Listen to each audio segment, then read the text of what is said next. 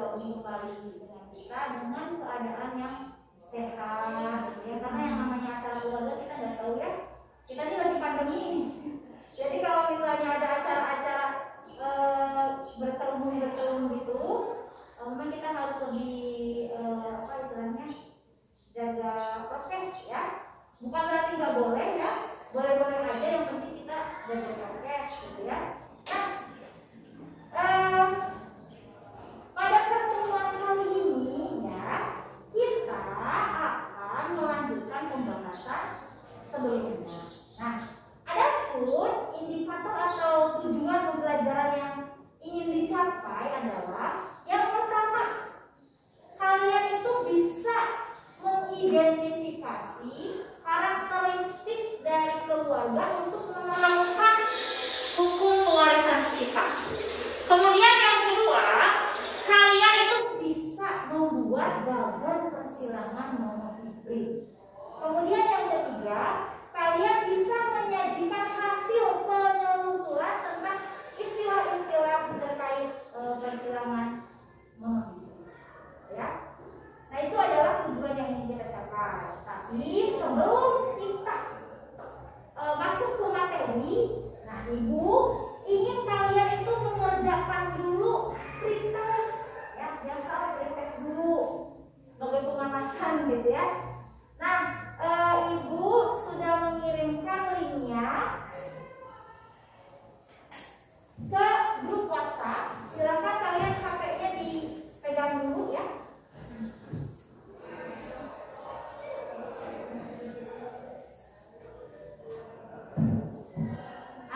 Di grup silakan kalian lihat, itu ada link untuk pretestnya. Silakan kalian ucapkan.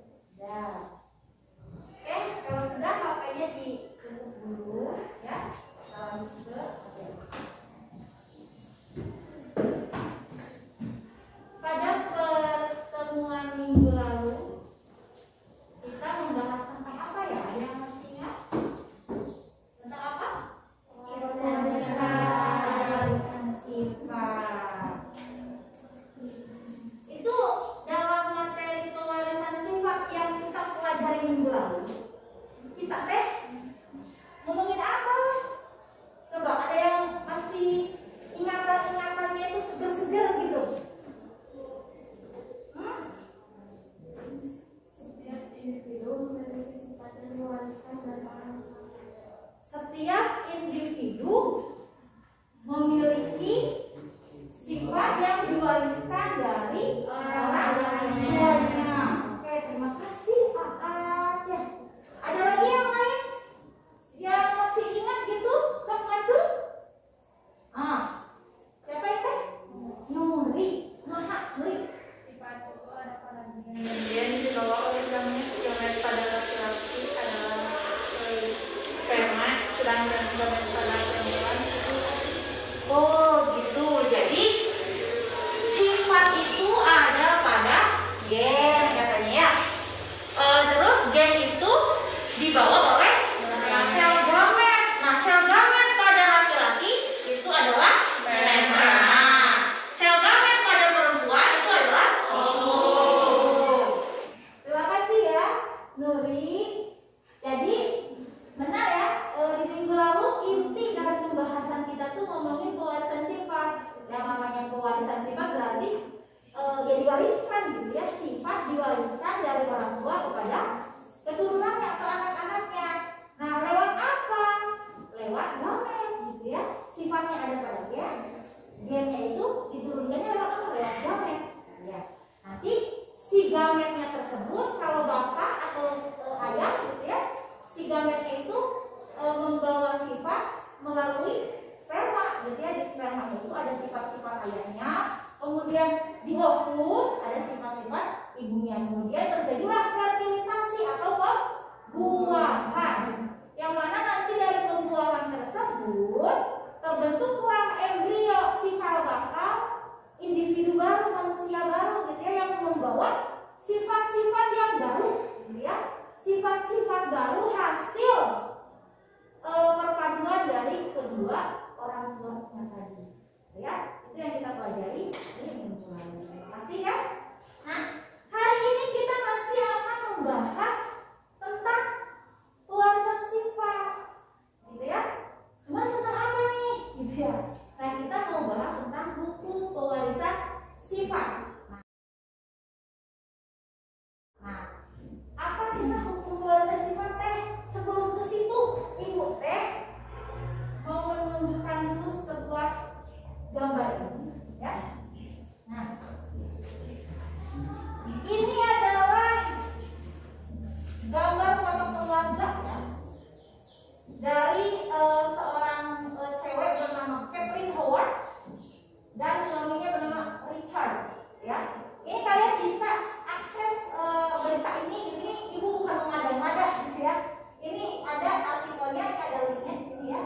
Kalian bisa akses, bisa baca artikel di sini. Tapi kalau lihat dari gambar ini, kira-kira ada sesuatu ganjalan atau sesuatu yang ingin membuat kalian itu penasaran atau ya istilahnya ganjalan dari kalian ya, dari sini, dari foto keluarga mereka.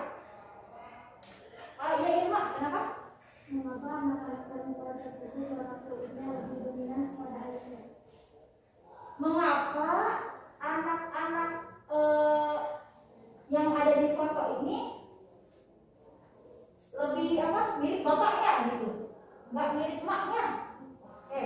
Benar Bu, harusnya kan sifat anak itu perpaduan dari orang tuanya, tapi kenapa anaknya tidak cenderung mirip dengan ibunya? Oh iya, katanya agak menimpali. Oh, kenapa tuh? Anak-anaknya mirip bapak Mas Kabe. Anak emaknya apa tuh perannya? Karena kan tadi di pembahasan kita sifat anak tuh katanya mirip harusnya perpaduan misalnya ya, perpaduan dari ayah dan ibunya. Tapi ini kayaknya tuh bapaknya serakah banget gitu, anaknya mirip gue semua gitu. Kenapa gitu ya? Kira-kira ada nggak yang bisa menjawab pertanyaan ini sebelum aku menjelaskan? Siapa sih namanya? Sri. Tahu aja. Sri. Gimana Sri? Karena gen ayahnya lebih dominan. Karena gen ayahnya lebih dominan. Emang dominannya kemana gitu? Lebih banyak atau lebih unggul gitu ya. Jadi kata Sri ini kenapa menjawab pertanyaan karena sifat ayahnya, gen ayahnya itu lebih unggul atau lebih dominan daripada ibunya. Kira-kira jawabannya benar nggak ya? Ya kemungkinan besar seperti itu ya. Jadi karena sifat ayahnya itu lebih mendominasi gitu, lebih unggul, sehingga anak-anak yang dihasilkan dari perkawinan mereka itu cenderung lebih mirip dengan ayahnya gitu ya. Tapi kok jomplang banget gitu ya, misalnya. Ini makanya di sini kalau kalian baca sesuatu yang sangat jarang terjadi tuh, dan hanya mungkin terjadi pada 1 dari sejuta kelahiran.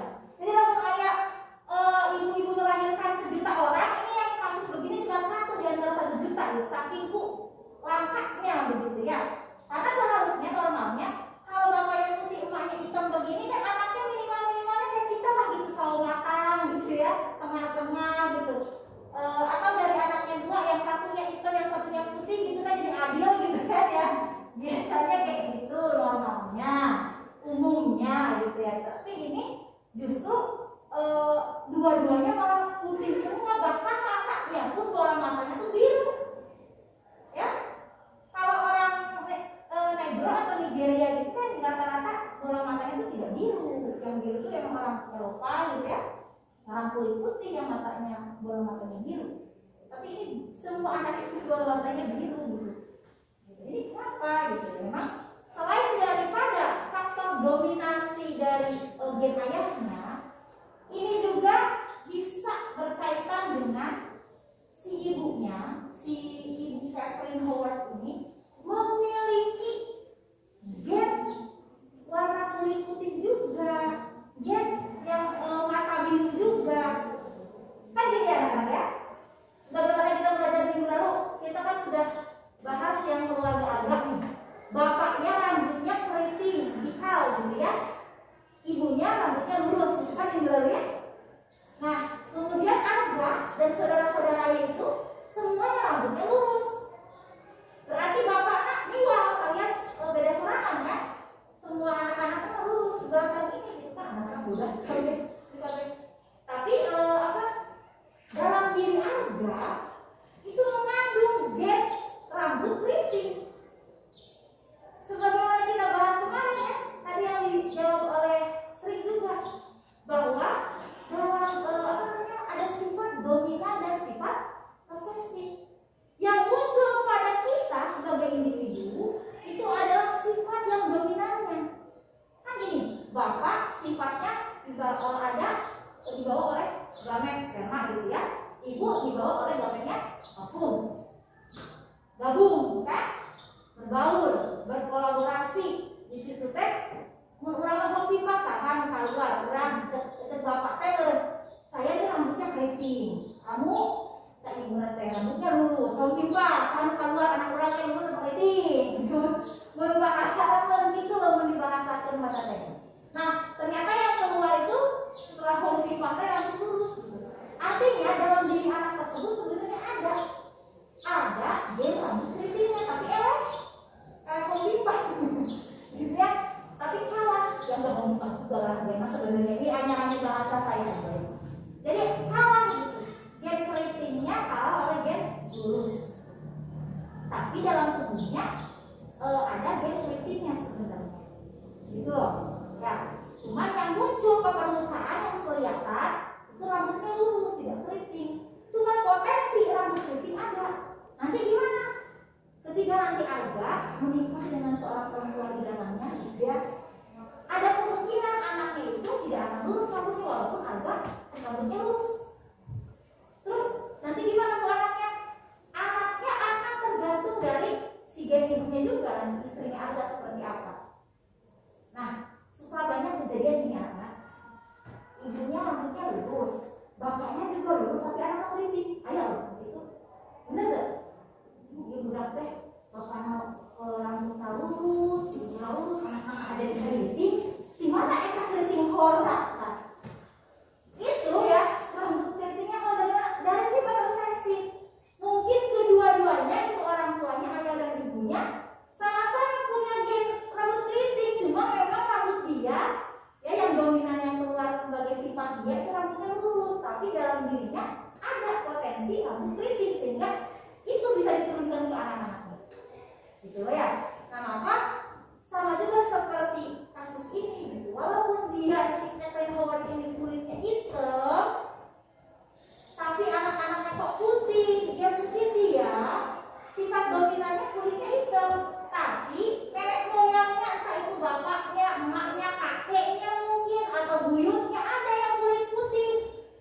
Sehingga pada diri Catherine ini punya gen kulit putih dan mata biru gitu loh. Intinya karakteristik makhluk hidup itu yang manusia, hewan tumbuhan, intinya makhluk hidup itu dapat diwariskan dari induk ke keturunannya dengan cara apa? Dengan cara pembuahan atau fertilisasi. Jadi sifat itu ada pada gen gitu ya, kemudian gen yang dibawa oleh gamet. Nah gametnya itu terjadi pembuahan itu saling membuahi gitu ya dalam proses fertilisasi. Yang kemudian dari fertilisasi tersebut terjadilah pewarisan sifat, yang mana pewarisan sifat ini mencetuskan hukum Mendel atau hukum pewarisan sifat ya. Nah ini yang akan kita bahas tentang hukum pewarisan. Jadi kenapa bisa muncul hukum pewarisan sifat? Ini sebetulnya sejarahnya itu adalah kerjaannya seorang ilmuwan bernama Gregor Johann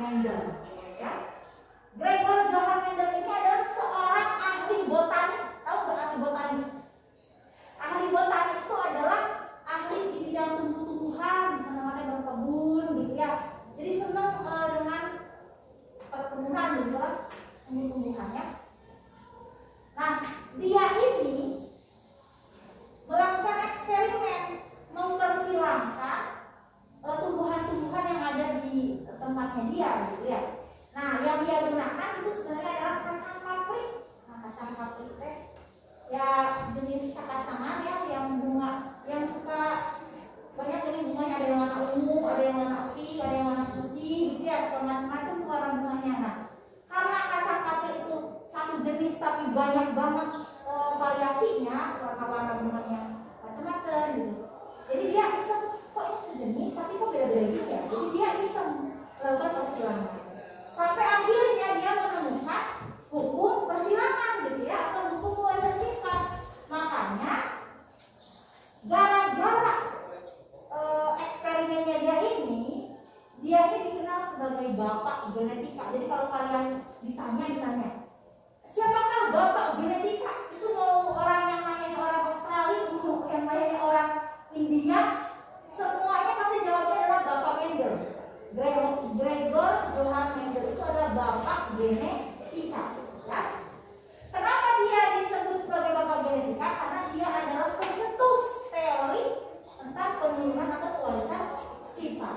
Nah, hukum pewarisan sifat ini ada dua. Ada hukum satu Mendel dan ada hukum dua Mendel. Nah, Ibu bagikan dulu LKPD ya.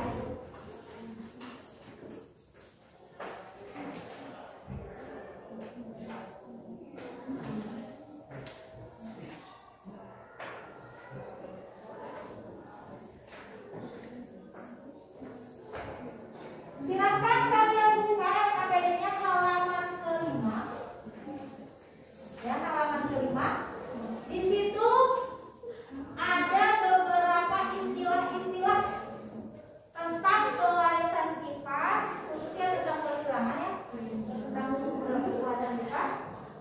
Silakan kalian searching. Ya, silakan kalian searching. Telusuri definisi dari masing-masing istilah tersebut.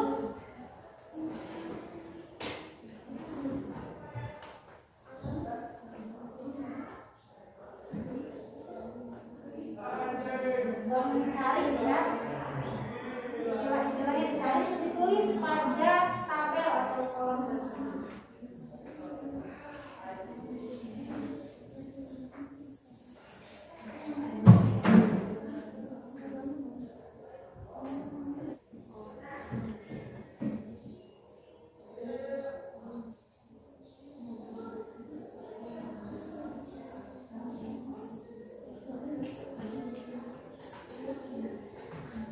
Sudah? Oke. Coba ale itu apa? Coba siapa yang mau menjawab? Ya, Panji, apa ale? Ale adalah varian dari gen. Selain itu, ale juga adalah salinan berbeda dari gen yang sama. Ale itu adalah varian dari gen dan juga apa sih nak? Gen yang sama. Apa? Salingan dari apa tadi? Salinan, ya, salinan dari gen yang sama. Ya, oke. Terus apa nih? Homozigot dominan, yaitu sepasang gen atau alel pada lokus yang bersesuaian dan sifatnya dominan. sepasang lokus itu apa? Yang Sifatnya dominan. sepasang lokus dari alel yang bersesuaian yang sifatnya dominan. Oke. Terima kasih. Selanjutnya homozigot apa resesif ya?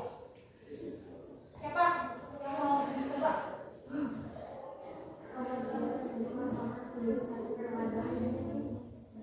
Homozigot resesif adalah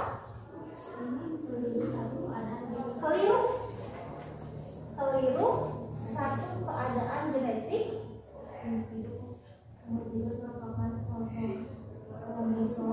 Dengan alel yang sama pada setiap lokus gennya ya. Keadaan itu ya bahasanya ya, tapi tidak tepat. Terima kasih. Terus terakhir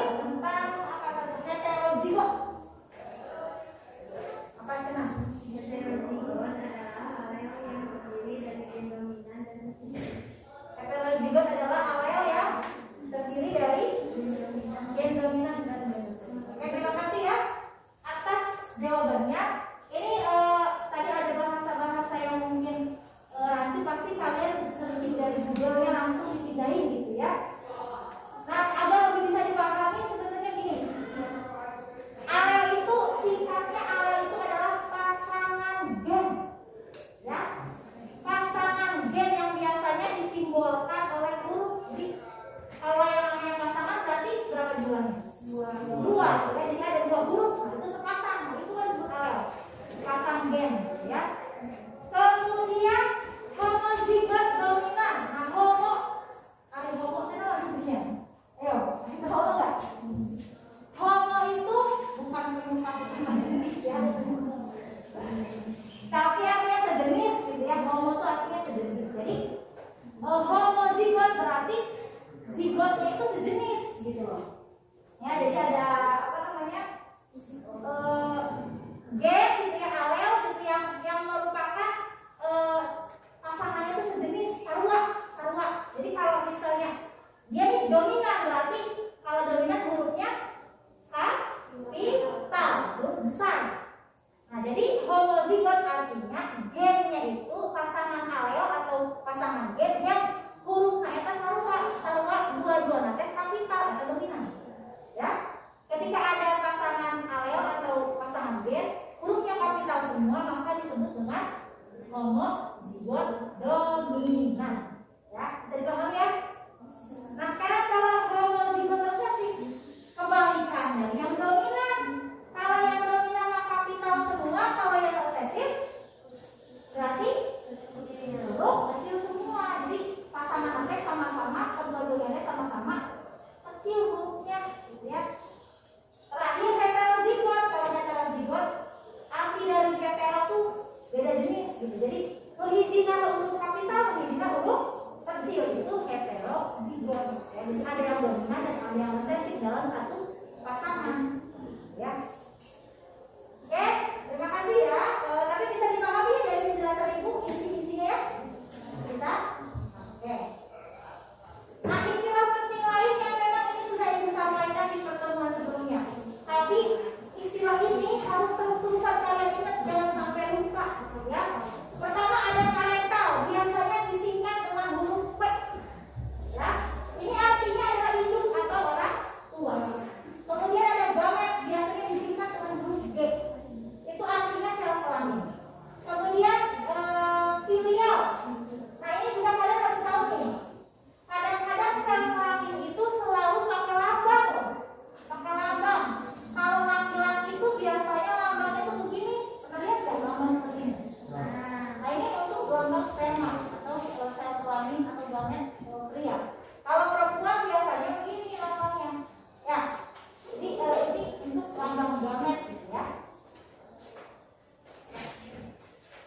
Terus kalau kalian lihat ada huruf F ya, itu biasanya adalah filial. Filial itu artinya keturunan alias anak ya. Terus ada genotip. Nah, genotip ini apa? Kadang-kadang orang suka salah menafsirkan genotip. Genotip adalah sifat yang tidak tampak. Gara-garanya genotip dengan ada pasangan yang fenotip gitu.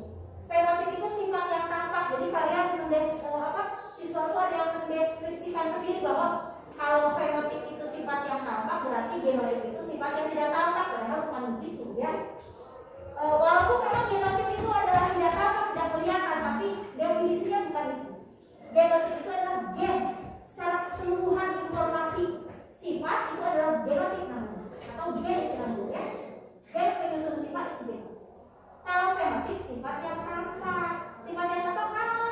Yang tadi kita bahas, bentuk mata, bentuk wajah, rambut gitu ya, warna kulit, itu namanya fenotip. Kalau tingkah laku, fenotip juga bukan.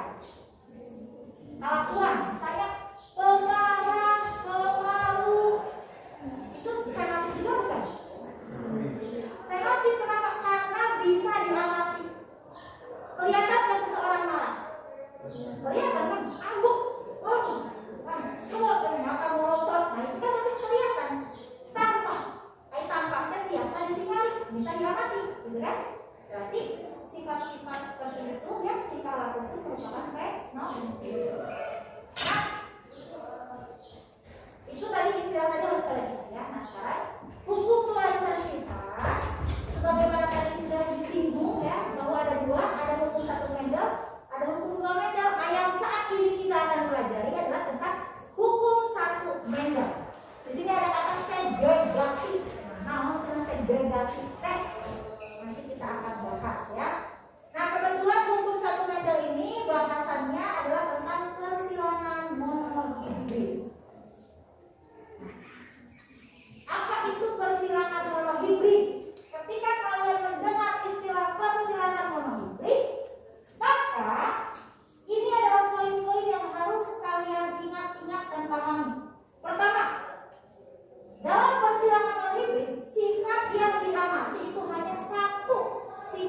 beda. Dari kata-katanya monohibrid, ari mono, artinya satu. Nah, mono itu satu, berarti ingat monohibrid satu. Nah, satu sifat beda. Sifat yang diamatinya itu satu. Misalnya, ketika kemarin kita membahas keluarganya, punten ya, ada lupa, punten ke Angga lain. Kemarin kan Angga tuh kita membahas tentang rambut di keluarganya lurus gitu ya. Berarti ketika ngomongin keluarga Angga, kita membahasnya melihatnya cuma dari rambutnya doang, rambutnya lurus. Berarti sifat yang diamati cuma satu, rambutnya doang, rambutnya lurus. Nah itu satu sifat beda. Kalau sudah ngomongin rambutnya, matanya, kulitnya, itu berarti sifat yang diamatinya banyak, gitu loh, ya. Sifat yang diamatinya banyak. Nah kalau monohibrid hanya satu sifat yang diamati. Bisa dipahami ya? Maksud dari poin pertama yang diamati hanya satu sifat beda. Jadi dalam monohibrid itu kita mengamatinya hanya satu sifat beda. Ya. Kemudian yang kedua, pada saat pembentukan gamet, ya, terjadi segregasi atau pemisahan alel. Kan tadi misalnya kemarin kan contohnya apa ya? Rambut misalnya ya, rambut lurus misalnya, rambut lurus itu misalnya lurus pakai L besar. Ini kira-kira homozigot apa heterozigot? Homozigot dominan apa resesif? Nah, oke, good, dipahami ya. Misalnya rambut lurus, L besar, gitu ya. Ini adalah homozigot dominan. Nah, ketika ini adalah apa nih? Berarti dia adalah genotip, gennya, ya, genotipnya adalah L besar. Fenotipnya apa? Fenotipnya itu adalah sifat yang tampak. Fenotipnya adalah lurus, gitu ya. Rambut lurus itu adalah fenotip. Luka tempok ratai, rambutnya lurus. Genotipnya adalah L besar. Terus kita mau tahu gametnya apa? Nah, untuk menentukan gametnya, ini terjadi segregasi atau pemisahan alel. Ini kan apa tadi, homozigot dominan. Kan terdiri dari pasangan alel, ya. Pasangan alel adalah sepasang gen ya. Ada dua buah huruf, yaitu namanya alel. Ini tinggal dipisahkan saja. Yang tadinya berdua kita bikin dan jadi jomblo. Bubarkan saja, putus hubungannya, ya. Antara L besar dengan L besar putus. Nah itu pembentukan gametnya itu dengan memutuskan hubungan mereka berdua, jadi jomblo. Nah, ini adalah gametnya, gamet ke-1 dan gamet ke-2. Paham ya? Jadi maksud dari pembentukan gamet terjadi segregasi, nah itu maksudnya ini. Jadi ada terjadi pemisahan antara pasangan alelnya yang tadinya berdua berpasangan jadi jomblo, jadi sendirian, gitu ya. Yang tadinya diploid jadi haploid gitu bahasanya kan. Yang tadinya pasangan jadi tunggal. Kemudian yang ketiga, perbandingan fenotip F2 dan apa tadi filial kedua. Ada filial tadi apa filial? Filial apa? Keturunan alias anak. Ingat tak? Filial itu keturunan atau anak? F2 berarti keturunan kedua atau anak kedua. Perbandingan fenotipnya adalah 3:1, ya.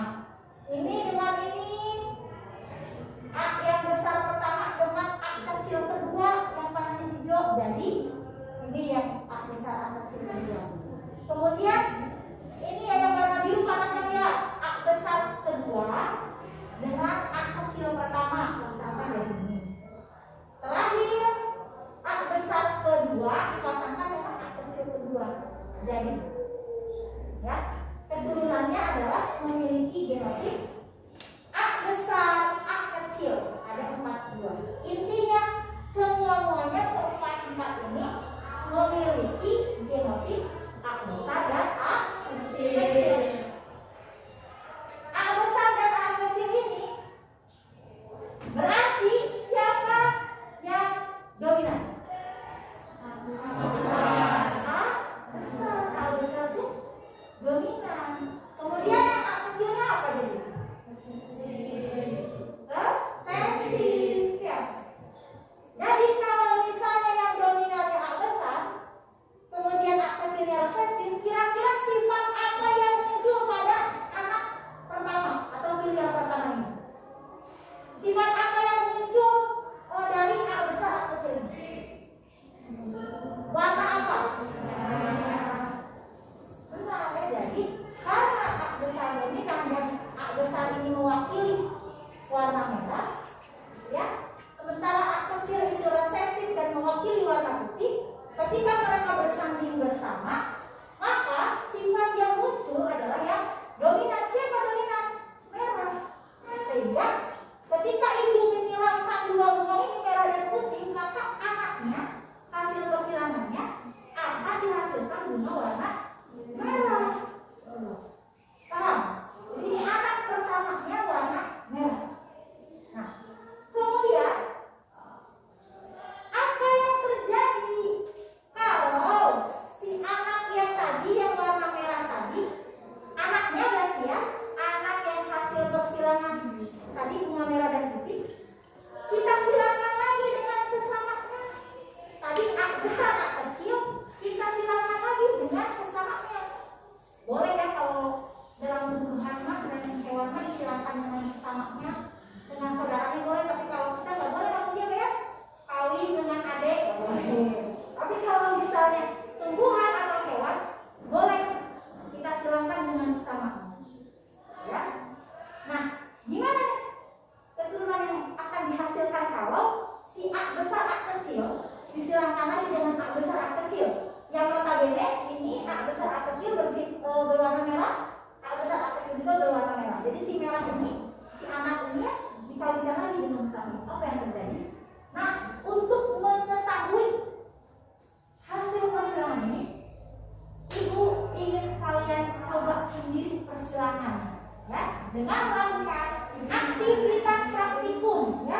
Coba dibuka LKPD-nya halaman 6, ya, di situ untuk membuktikan hukum satu Mendel. Silakan perwakilan kelompoknya maju ke depan. Kalian ambil satu, masing-masing kelompok itu ambil 2 wadah. Perhatian dulu, ambil satu wadah yang warnanya berbeda, ya. Jadi totalnya masing-masing kelompok itu ngambil 2 wadah, tapi masing-masing wadahnya yang kertasnya berwarna berbeda. Sama nggak perwakilan kelompoknya? Sambil temannya ngambil, yang lainnya baca prosedur kerjanya, kemudian jadi paham melakukan.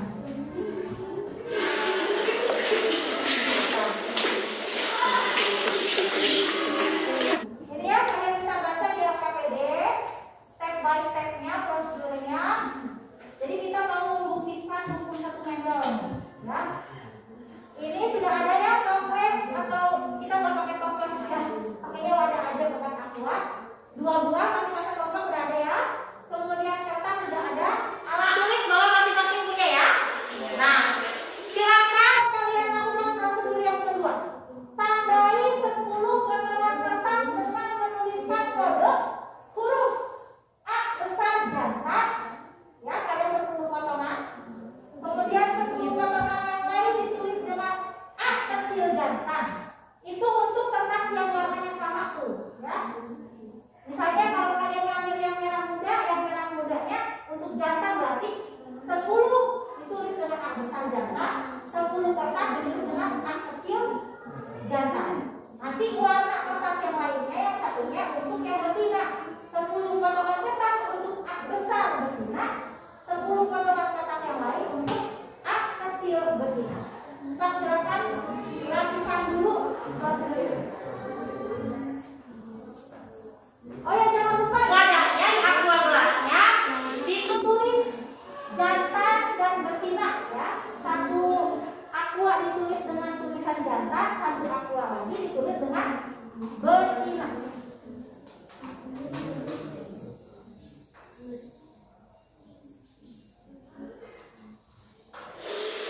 Nah, seperti itu.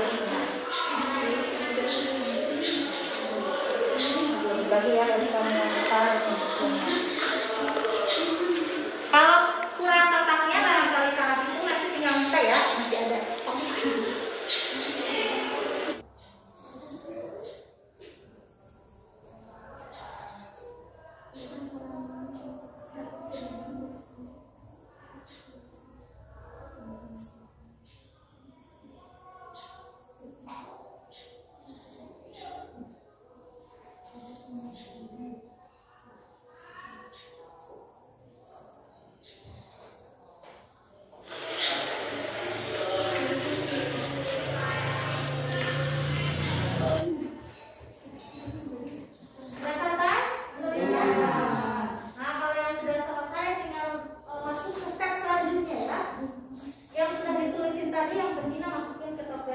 Wadah betina, kemudian yang data masukin ke wadah yang bertuliskan data.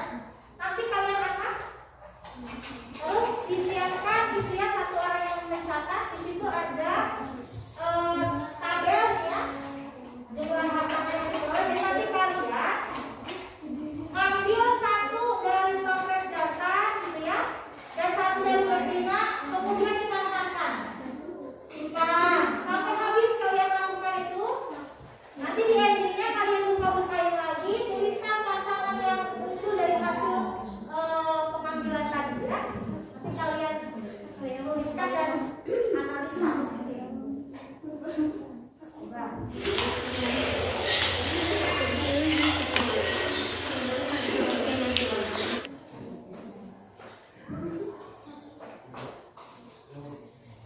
Jangan sampai 2 kertas ya, jadi pasang kedua.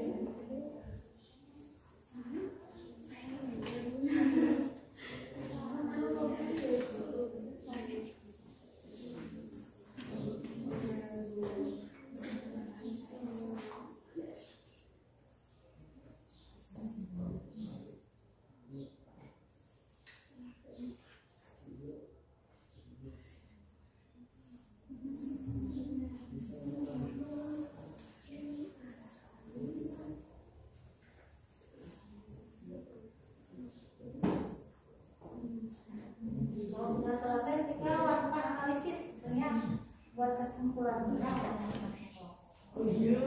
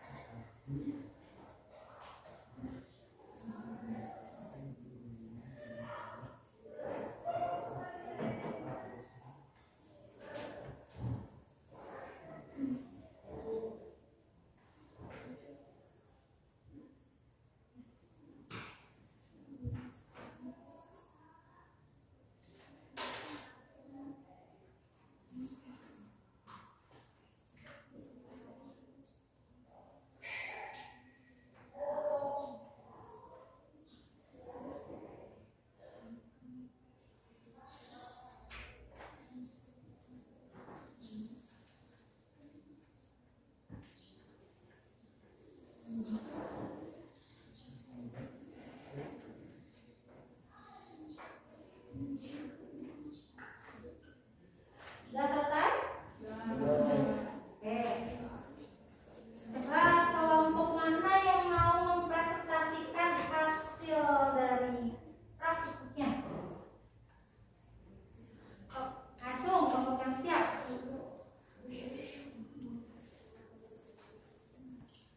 Coba kelompok mana yang sudah siap untuk mempresentasikan hasil dari praktikum ini? Ya.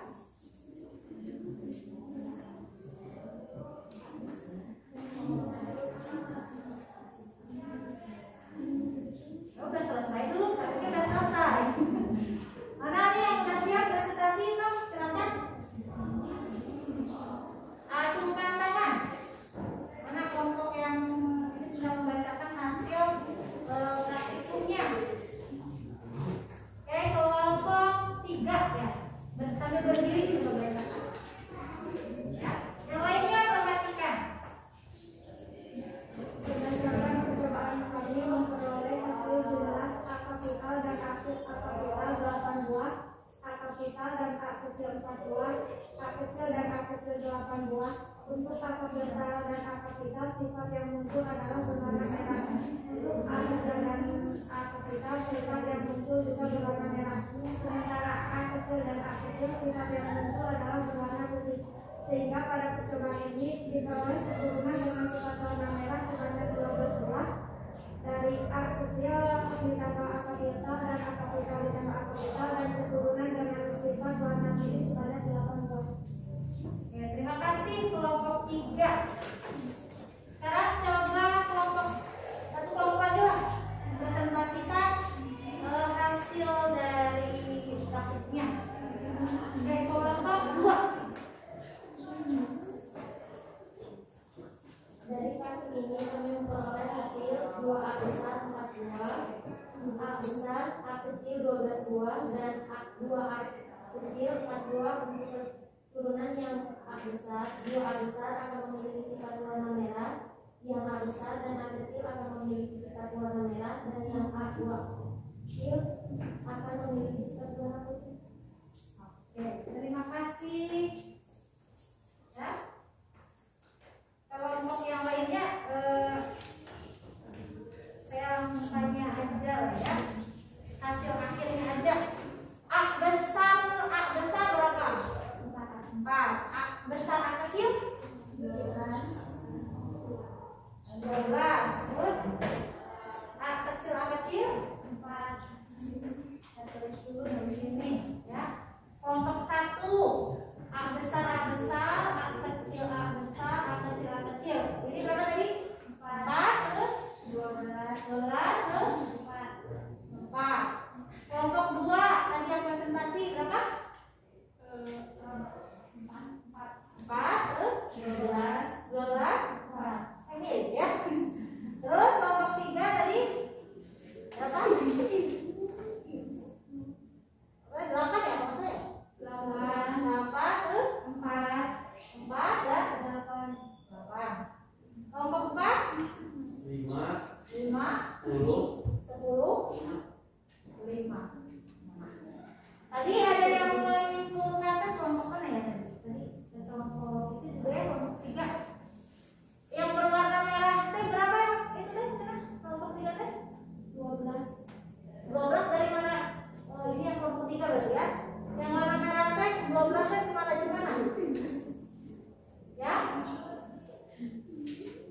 Ini ada A besar, A kecil, A kecil. Yang berwarna merah yang mana?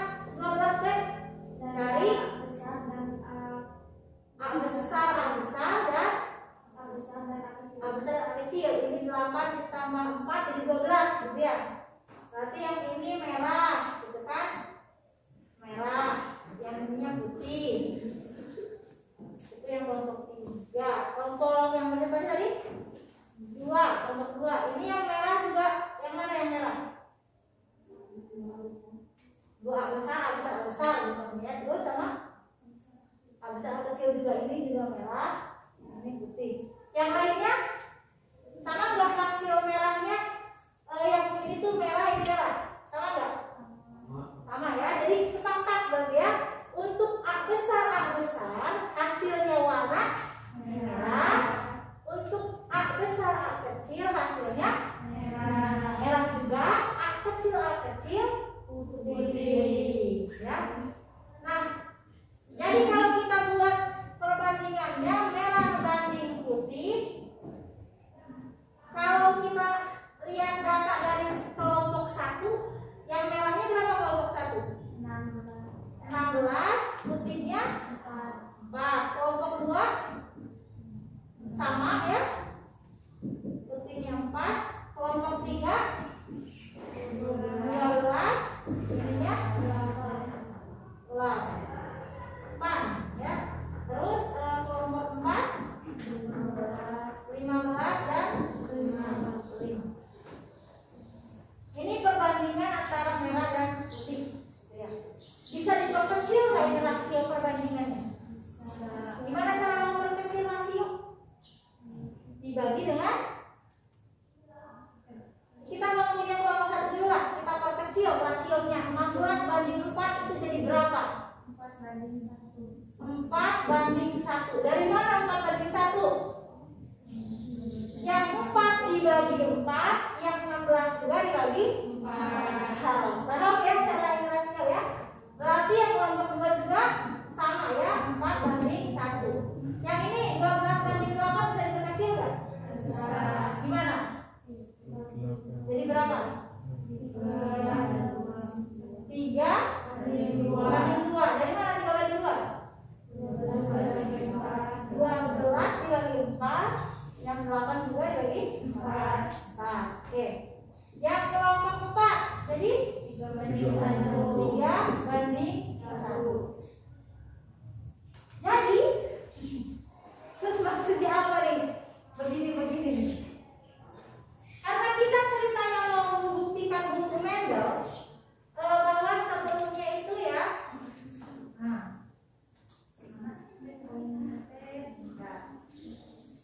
kita flashback ke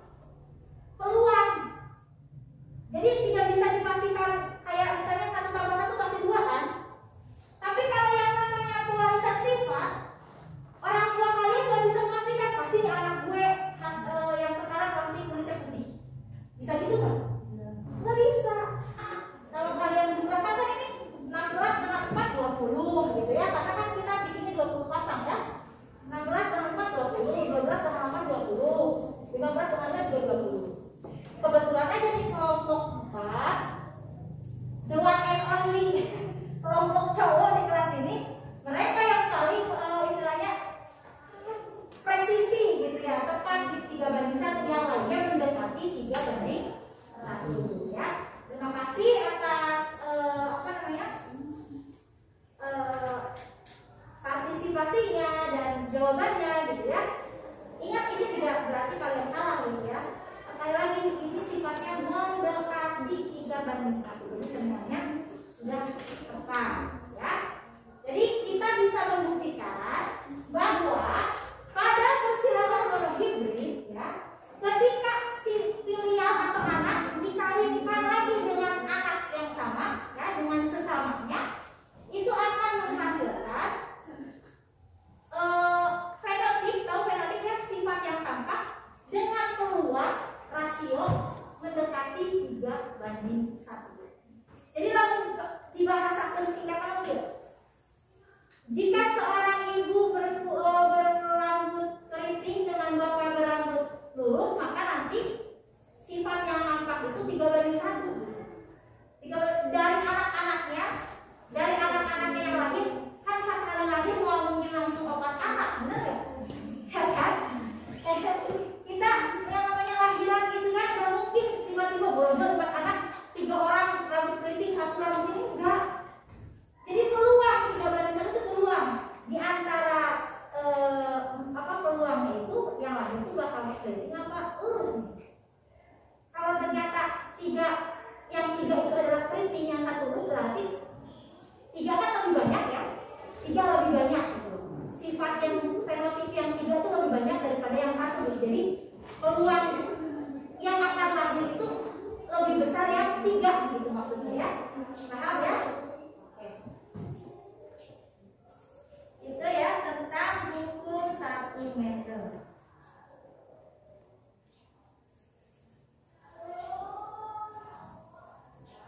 Nah, selanjutnya kita bisa dipahami kan ya? Selanjutnya kita mau mencoba untuk membuat bagan persilangannya ya. Dari tadi kan Ibu sudah menjelaskan indikator yang ingin dicapai. Selain kalian bisa mengidentifikasi karakteristik pada keluarga untuk menemukan hubungan kewarisan sifat, kalian juga harus bisa membuat bagan persilangannya. Apa sih bagan persilangan teh? Bagan persilangan itu adalah diagram gitu ya, yang menunjukkan proses persilangannya. Nah, untuk membuat bagan persilangan monohibrid sebagaimana ada di alfabet ya, maka langkahnya yang pertama, tentukan fenotip. Fenotip apa coba? Sifat yang tampak yang disilangkan. Tadi dari praktikum yang kalian lakukan, fenotipnya apa? Yang disilangkan teh kan A besar dengan A besar A kecil dengan A besar A kecil. Sifatnya teh apa? Warna apa? Berarti kita buat dulu tulis parental. Ini langkah ke-1, menentukan parental, fenotip parentalnya. Nah, misalkan parentalnya merah kan gitu ya. Merah. Yang ini adalah cowok gitu ya. Terus di sininya cewek. Kita silangkan. Yang cowoknya merah gitu kan ya. Parental yang kedua atau ceweknya juga merah. Yang tadi dilakukannya A besar A kecil, silakan dengan A besar A kecil lagi, berarti merah dengan merah ya. Kemudian tadi kita tuliskan genotipnya. Tuliskan genotip. Nah, berarti ini A besar A kecil kawinkan dengan A besar A kecil. Bisa dipahami nih? Sampai sini dulu nih. Jadi langkah pertama, tentukan fenotipnya. Fenotip itu yang tampaknya, yaitu sifat yang tampak, yaitu warna merah. Kemudian yang kedua, kalian tuliskan genotipnya. Genotip itu hurufnya, kode hurufnya. A besar A kecil, A besar A kecil. Ini dari yang kalian lakukan prakteknya tadi. Yang ketiga langkahnya, tentukan gametnya. Kita tulis gamet. Gimana tadi cara menentukan gamet? Sempat Ibu singgung. Gimana? Ada ingat cara menentukan gamet? Sempat Ibu singgung? Hah? Pisahkan ya, ceraikan saja, putuskan gitu ya. Siapa yang diputuskan ini? Ya, yang berpasangan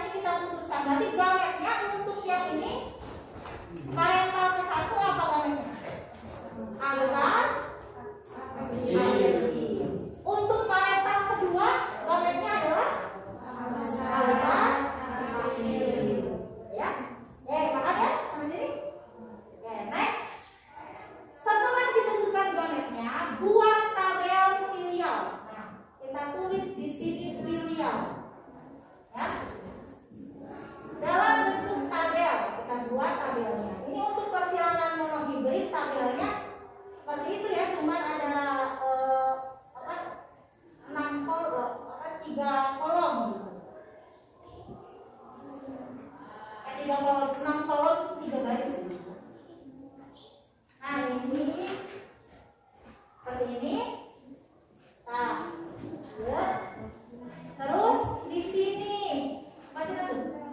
Gamet parental ke 1 ditulis menurun, tapi yang cowok menurun, yang cewek mendatar. Menurun itu yang ini ya. Gamet yang ini kita tuliskan menurun, berarti tulis A besar, di kolom yang kedua A kecil. Kemudian gamet yang ini yang kedua dituliskan mendatar, A gigir. A besar, A kecil. Setelah itu gimana? Step yang ke-6, pasangkan masing-masing dengan gamet yang parental lain. Ini kan parental ke-1 yang menurun, parental kedua yang mendatar. Kita pasangkan. Ini pasangkan dengan ini. Jadi gimana? A besar, A besar. Apa sifat yang kedua? Merah. Terus ini A kecil pasangkan dengan ini. Jadi A kecil dan A besar. Apa sifat yang muncul? Merah. Merah. Terus untuk kolom yang ini kita pasangkan A besar dengan A kecil. Jadi A besar A kecil. Apa sifat yang muncul? Merah. Terakhir A kecil kita pasangkan dengan A kecil. Jadi A kecil, A kecil. Sifat muncul putih. Putih. Kalau kita lihat dari sini ada berapa yang merah? 3. Ada berapa yang putih? 1. Apa bandingnya? 3:1. Ya. Rasio.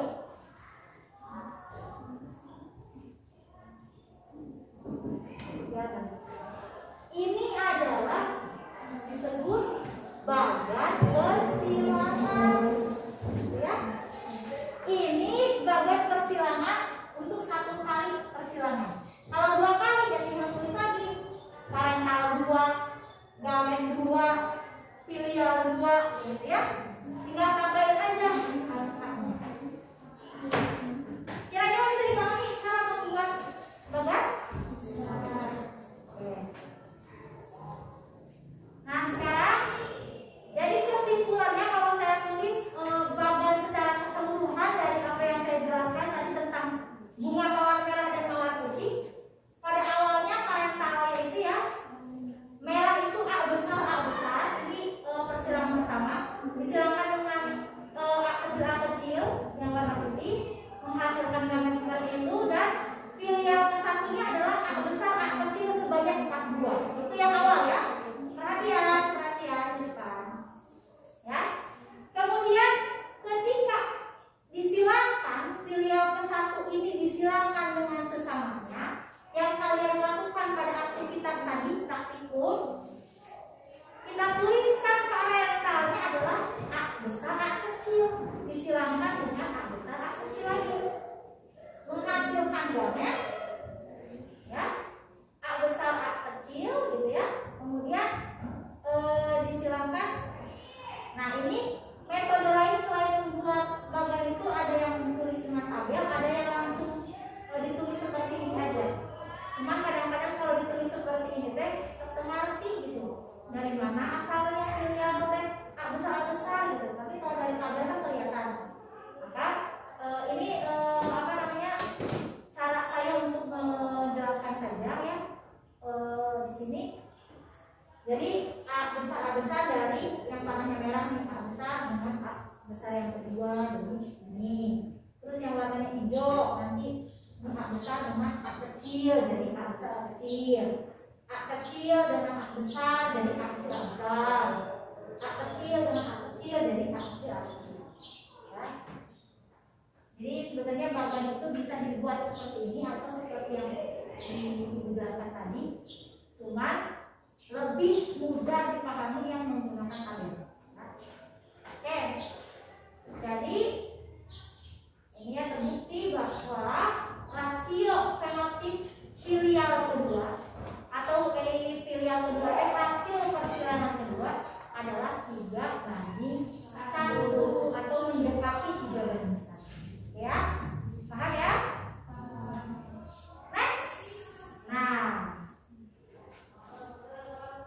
Ibu punya foto keduanya. Di awal ibu ada foto Catherine Howard. Nah ini ada foto keluarga Manurung. Ada yang pernah di sini pasti ada yang punya TikTok kan ya? Nah ini sempat viral di TikTok nih. Ada yang tahu keluarga Manurung, Surya Manurung? Tahu? Nah si keluarga Manurung ini kan bersaudara tuh unik ya. Kenapa unik? Karena mereka ini memiliki satu keluarga mayoritas memiliki penyakit sindrom Treacher-Collins. Nah ini adalah penyakit langka. Nah karena dia ini punya wajah yang unik gitu ya, sehingga sempat viral. Nah ini kok bisa gitu ya? Coba kamu amati dari 5 bersaudara ini, ya. Hampir semuanya punya wajah yang katakanlah unik gitu ya. Kita jangan bilang aneh, dia juga secara umum gitu ya. Ini unik. Dan dia tidak meminta untuk punya wajah seperti itu. Kuning-kuning lahir brojol begitu aja wajahnya kan. Nah jadi ini wajahnya ini. Tapi ada satu yang unik. Ya kan? Wajahnya normal, plain-plain aja kayak normal-normal aja, beda dari yang lain. Kok bisa sih kayak begitu? Kira-kira kenapa tuh? Kalau misalnya melihat dari keluarga ini, kok bisa dari 5 orang tersebut yang 4 mukanya unik gitu ya, yang 1 normal. Kira-kira dari mana asalnya tuh muka yang seperti itu? Dari mana asalnya muka yang seperti itu?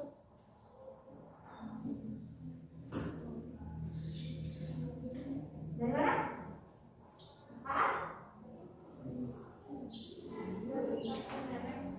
Dari kakek nenek gitu ya. Yang lain? Intinya dari leluhurnya gitu ya. Oke. Terima kasih ya. Nah, pasti sebagaimana yang kita pelajari ya sebelumnya, bahwa setiap sifat kan gimana tadi? Yang namanya sifat seseorang, sifat individu gimana? Itu diwariskan dari orang tuanya. Tadi si Aat bilang mungkin dari kakek neneknya, ya bisa jadi kakek neneknya mewariskan pada orang tuanya mewariskan lagi kepada si mereka ini ya. Jadi memang warisan turun temurun gitu kan. Nah, soal orang tua mereka seperti apa, saya sendiri ya, nggak tahu kalau kalian searching orang tua Surya Manurung, nggak pernah ada fotonya. Saya nyari-nyari orang tua Surya Manurung, nggak ada fotonya, jadi nggak tahu apakah orang tuanya mukanya seperti ini juga atau justru normal gitu mukanya, ya. Saya nggak tahu wajahnya seperti apa orang tuanya si Surya Manurung ini. Yang jelas kita bisa pastikan bahwa sebagaimana Atila bisa jadi ini dari orang tua atau dari orang tuanya lagi, kakeknya atau dari buyutnya. Intinya ini pasti diwarisin intinya gitu kan. Sifat ini pasti diwarisin dari pendahulunya gitu ya, dari orang tua terdahulu, dari parentalnya. Nah, dari keluarga ini coba kalian amati sifat beda apa yang bisa kalian amati dari satu keluarga ini. Sifat tampak gitu ya, yang paling mencolok yang bisa kalian amati. Bentuk wajah. Yang ini bentuk wajahnya begini-begini mirip, tapi yang satu beda, gitu kan? Itu yang bisa diamati. Nah ini pada kasus ini kita bisa terapkan persilangan pola hibrid. Karena persilangan pola hibrid itu persilangan dengan satu sifat beda, gitu ya. Nah, kalau misalnya kita coba gitu ya, pada kasus di keluarga Manurung ini, tadi si Aat bilang bahwa mungkin dari kakek neneknya gitu ya, berarti intinya ada anggota keluarganya, itu ayah ibu atau kakek nenek yang punya sifat ini gitu ya, sifat wajah unik ini, sehingga diteruskan kepada mereka gitu ya, keluarga Manurung ini. Nah,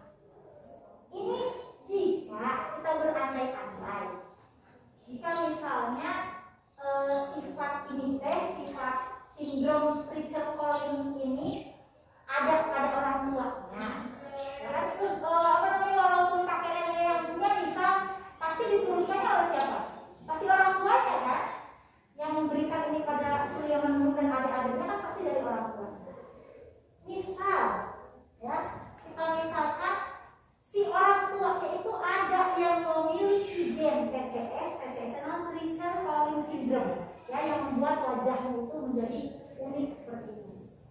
Itu kita simbolkan dengan geometrik S besar S kecil. Dan yang satu lagi orang tua yaitu tidak punya gen PCS, kita simbolkan dengan S kecil. Kira-kira bagian persilangannya akan seperti apa? Coba kalian buka LKPD-nya, kalian bikin persilangannya. Ya, bagian persilangannya dengan langkah yang seperti yang ibu contohkan ini.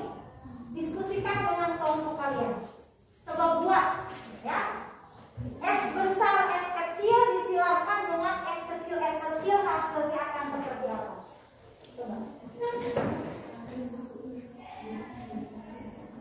Coba diskusikan.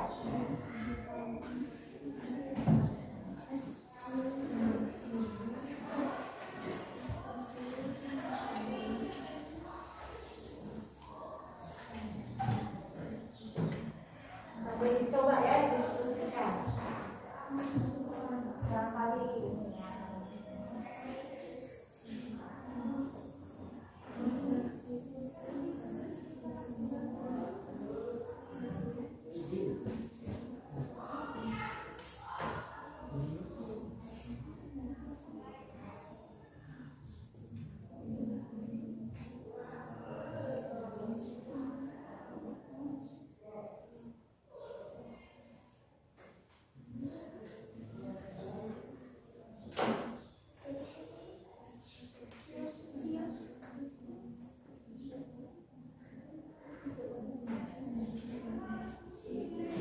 dibuat.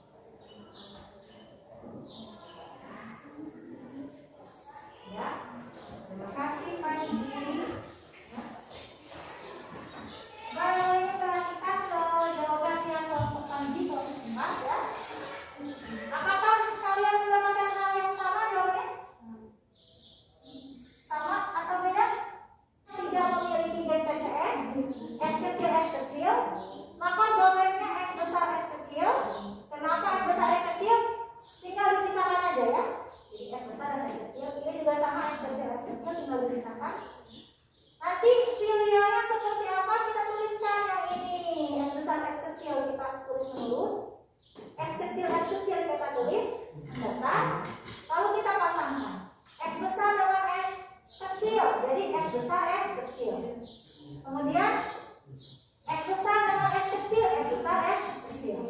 S kecil dengan S kecil, S kecil, S kecil. S kecil dengan S kecil, S kecil, S kecil.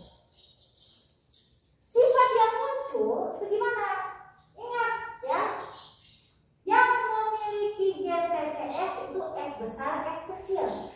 Berarti di mana-mana muncul S besar, ya S besar dan S kecil, di situ pasti sifat yang dimiliki keturunannya pun akan TCS atau punya sindrom Richard Collins. Berarti di sini S besar S kecil dia punya sindrom, gitu ya, TCS, gitu kan?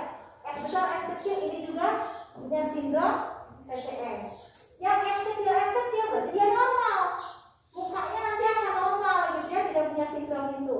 Ini juga tidak punya sindrom TCS, sehingga endingnya adalah 2:2, gitu kan? 2:2 T sama dengan 1:1. Bu, ini juga 3:1. Kan ini mah persilangannya berapa kali? 1 kali. Kalau si hasil dari ini disilangkan dengan sesamanya, menghasilkan filial 2, baru nanti filial 2-nya ya memiliki perbandingan mendekati 3:1, gitu ya. Jadi kalau harus kalian ingat nih, persilangan pertama hasilnya bisa berapa aja perbandingannya. Kalau yang persilangan kedua untuk persilangan hibrid itu biasanya rasionya mendekati 3:1, gitu ya. Nah ya, ini jawaban kelompoknya Panji benar ya. Nah tadi kelompok yang kelompok ini sama apa? Beda? Coba ibu ngintip. Sama kan ya? Tapi kurang ragu, harus yakin dengan jawaban sendiri itu. Bedanya gimana nih? Nah, ini kenapa bedanya tadinya? Gimana? S kecil. Oh, S kecil. Oh, nulisnya S kecil S besar gitu. Oh, ya. Nggak apa-apa. Ini gimana? Sama beda?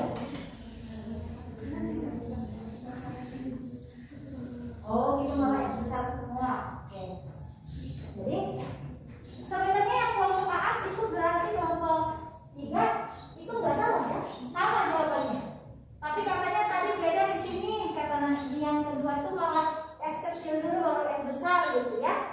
Nah sebenarnya cara penulisan mau apakah harus kecil dulu besar dulu atau besar dulu kecil dulu gitu. Ini sebenarnya yang penting mah yang kelihatan ada huruf besar dan huruf kecilnya. Posisinya sebenarnya di mana aja. Tapi biasanya lebih estetik kalau huruf kapital itu di depan. So kalau kita nulis bahasa Indonesia, huruf paling pertama harus huruf kapital kan?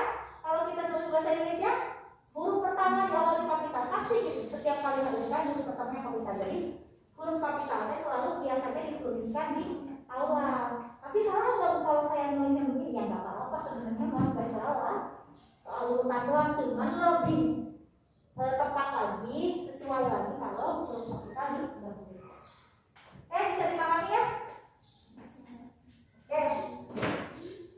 Untuk yang kelompok 1 keliru membaca soalnya katanya, nggak apa-apa. Artinya kita sebagai manusia ya, ikhtiar itu belajar. Ada salah-salah dikit wajar ya. Dengan belajar ini kita jadi tahu, jadi paham. Kira-kira gimana anak-anak bisa dipahami?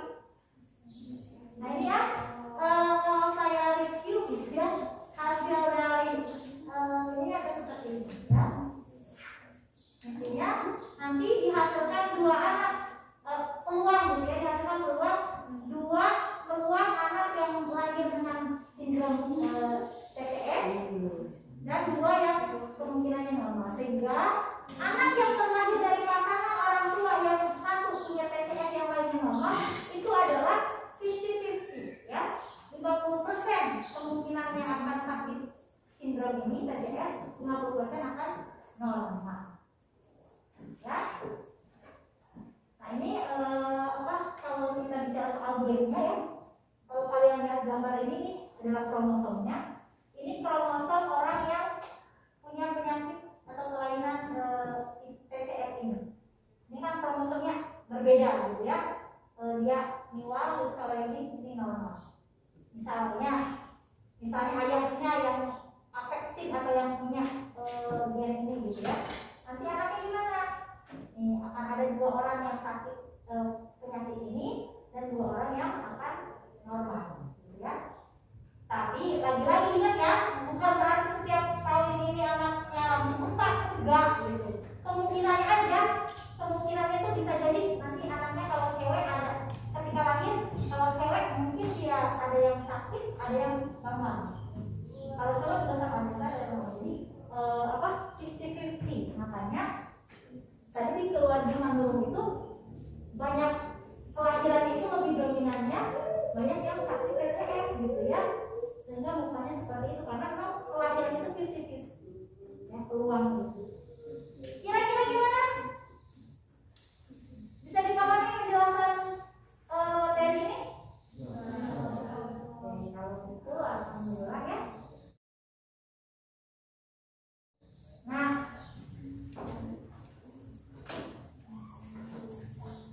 dari pertemuan pembelajaran hari ini, Ibu ingin merefleksi dulu nih. Kira-kira bagaimana kesan kalian atau apa istilahnya? Perasaan kalian gitu terkait dengan pembelajaran yang kita lakukan hari ini. Atau kalau minggu lalu kan kalian bilang seru, gara-gara ada kuisnya gitu ya. Nah yang sekarang seperti apa kesannya? Ada yang mau mengutarakan nggak kesannya seperti apa? Ya Irma, silakan. Saya merasa senang belajar hari ini karena materinya mudah dipahami. Mudah dipahami, alhamdulillah. Ya, ada lagi? Yang lain? Ya, Nuri. Pembelajaran hari ini menarik sekali, namun saya masih kesulitan memahami pembuatan bagian Islam. Masih kesulitan dalam memahami bagian ini. Ya, tadi juga apa namanya? Nanti kalau misalnya masih kesulitan bisa belajar bareng-bareng sama teman yang lain yang sudah paham gitu ya, melihat ataupun kelompok lain yang masih ada bingung-bingung dengan pembuatan bagan, ini bisa nanti diskusi lagi dengan kelompoknya atau dengan teman yang lain yang sudah paham sehingga berbagi ilmu. Ilmu itu adalah ya kalau dibagi bukan makin dikit tapi makin banyak. Semakin kita berbagi ke orang lain itu kita akan mendapatkan kelebihan ilmu lagi. Kenapa? Karena setiap kali kita berbagi ilmu yang kita punya itu makin terasah, makin di otaknya makin napol gitu loh. Ya, jadi tetap ada manfaatnya. Jadi jangan pelit-pelit berbagi ilmu. Cuman jangan omongan itu dijadikan dalil ya. Ketika kalian ulangan atau ujian, kata Bu Intan, jangan pelit-pelit bagi ilmu. Jadi kalau misalnya ujian, saya tidak akan pelit bagi-bagi jawaban. Wah itu sih jangan, itu salah ya. Bagi-bagi jawaban dengan ilmu itu beda ya. Ilmu itu kan pengetahuan yang kita peroleh, kalau jawaban kan jawaban dari soal kan. Jadi kalau jawabannya masing-masing dong kan. Yang namanya soal itu kita itu mengevaluasi diri kita sendiri ya. Sejauh mana yang kita pahami, sejauh mana ilmu yang kita punya. Masa kita nyontek dari orang lain, nggak boleh ya. Jadi harus percaya pada jawaban diri sendiri, harus percaya pada kemampuan diri sendiri. Jangan bagi-bagi jawaban ya. Oke, terima kasih ya. Mudah-mudahan apa yang disampaikan hari ini bisa dipahami, kemudian ada manfaatnya, gitu ya. Nanti di pertemuan selanjutnya kita masih akan membahas materi penguatan sifat. Karena tadi kan kita baru bahas hukum 1 Mendel nih ya. Hukum 1 Mendel ini kan hukum persilangan monohibrid. Nah, nanti masih ada hukum yang lain, yang satunya yaitu hukum 2